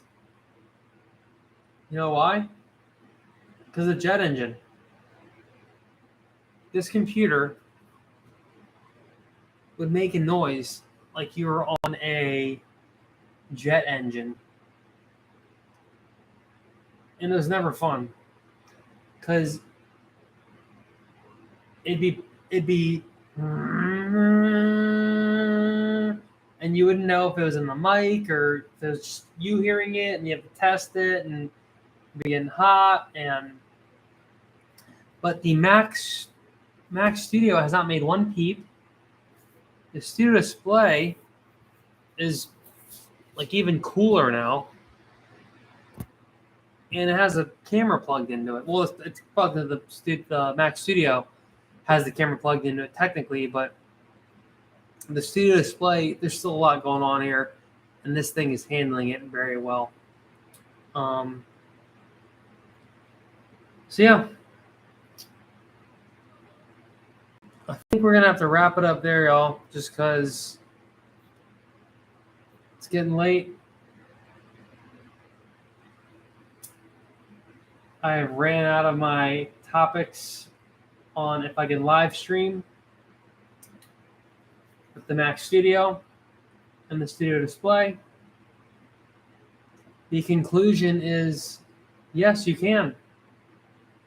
You can live stream without any third-party software with the A7S3 and the Mac Studio.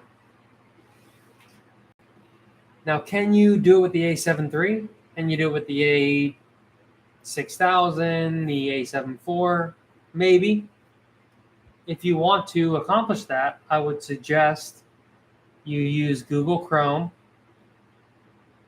You turn the camera on off a bunch. You unplug the USB a bunch. You download this image Edge, what's it called?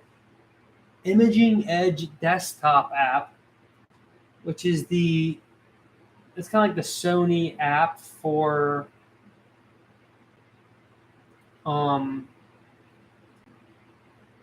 like editing with Sony on a computer. It's kind of like Photoshop for Sony cameras, basically. But it's a lot more than that. You can use it as a remote for your Sony camera with your computer. You can use it as like a monitor. You can have your camera plugged in. You can do this wirelessly too. Into your computer, use the Sony Imaging Edge app and like change the shutter speed, hit record. You can have your camera way over there and you're sitting in here. Hit record, you turn the shutter on, off, or you turn the shutter up, down, ISO, f-stop, like record, stop. It's pretty cool. And even has pretty decent editing software. It's free as well. It's free.